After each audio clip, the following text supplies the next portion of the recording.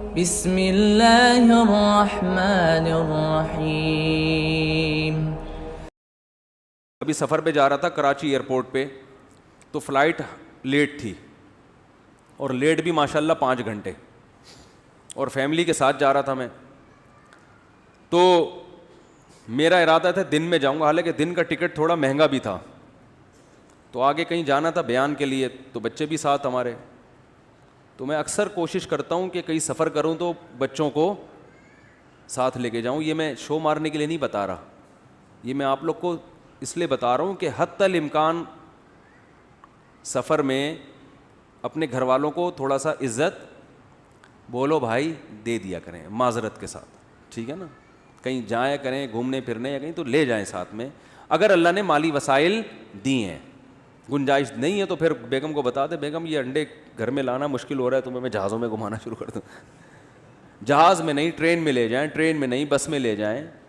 تو بالکل جو ہے نا جب سے شادی ہوتی ہے بس وہ ایک دفعہ ہنی مون کا ایک رواج ہے، اس کے بعد سے وہی تعلقات جو خراب ہونا شروع ہوتے ہیں. وہ اب لطیفے بنے ہوئے لوگوں کے، ایک آدمی کی نئی نئی شادی ہوئی، ہنی مون پہ گیا لے کے بیوی کو، تو دلہن ابھی نئی نئی دلہن تھی، تو ٹھوکر لگی ہے تو ایک دم پاؤں اس کے دیکھ رہا ہے کہ چوٹ تو نہیں لگی. کوئی ظاہر ہے ڈینٹنگ پینٹنگ کا کوئی کام نہ کروانا پڑے نا مجھے، کوئی ایسا نہ کوئی بالکل نئی نویلی. جیسے گاڑی جب شو روم سے آتی ہے تو کیسا کیئر کی جاتی ہے نا. تو بیگم کچھ تکلیف تو نہیں ہوئی بہت. پھر 2-4 سال کے بعد دوبارہ کہیں سفر ہوا تو ٹھوکر لگی. اب تھوڑا سا اسٹائل کیا ہو گیا، چینج ہو گیا. بس اچھا ٹھیک، تھوڑا خیال کیا کرو. 4-5 سال کے بعد دوبارہ جانا ہوا، ٹھوکر لگی. ارے اندھی ہو اندھی ہے نظر نہیں آتا. تو جتنی پرانی ہوتی رہتی ہے نا تعلقات، جو مارکیٹ میں شوہر بھی کبھی ایسا ہی ہے، جب شادی نہیں ہوتی ہے دلہن کو اپنے میاں سے بڑی محبت، میرے میاں ہیں ان سے ملی ہے. تھوڑا سا پرانا ہو گیا تو اب اس کی ویلیو ختم، اور بڈھا ہو گیا تو پھر تو کسی کام کا نہیں ہے.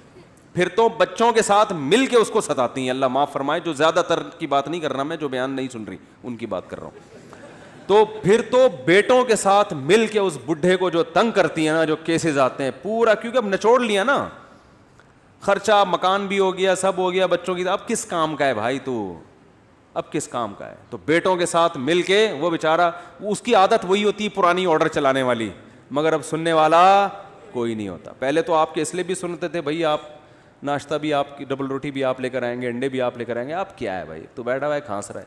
تو نیک عورت بڑھاپے میں اپنے شوہر کے ساتھ وفا کرتی ہے، یاد رکھو وہ جنتی عورت ہے. کہ بھائی بیٹوں کا ساتھ نہیں دوں گی، اب اختلاف ہوگا تو میں کس کا ساتھ دوں گی، شوہر کا. یہ عورت کے خاندانی ہونے کی دلیل ہوتی ہے. وفادار عورت یہ کرتی ہے بھائی جیسا مرضی ہے اپنے، لیکن اب چونکہ بیٹوں سے مفاد ہے نا، مفاد بیٹوں سے ہے، مگر ساتھ کس کا دے گی، شوہر کا. بولی کہ تم زندگی میں بعد میں آئے ہو، مجھے ٹھکانہ اس نے دیا ہے، تمہیں بھی اسی نے کھلا پلا کے بڑا کیا ہے. اور یاد رکھو 100% کامل دنیا میں کوئی بھی نہیں ہوتا، تو فالٹ اس میں آپ میں بھی ہیں، بچوں میں وہ تو ہے. زیادہ دیکھا جاتا ہے کہ زیادہ یعنی احسانات خامیوں سے زیادہ ہیں یا نہیں ہے. تو اسی لیے تو نبی صلی اللہ علیہ وسلم نے فرمایا خواتین کے جہنم میں جانے کا ایک بہت بڑا سبب شوہر کی نافرمانی ہے. خواتین پھر کہتی ہیں ہمارے خلاف بیان کر، آپ کے خلاف نہیں بیان کر رہا، آپ کو کہ گھر کو بسانے کی کوشش کر رہا ہوں اور آپ کو جنت میں لے جانے کی کوشش کر رہا ہوں. ایکسکیوز می، ٹھیک ہے نا.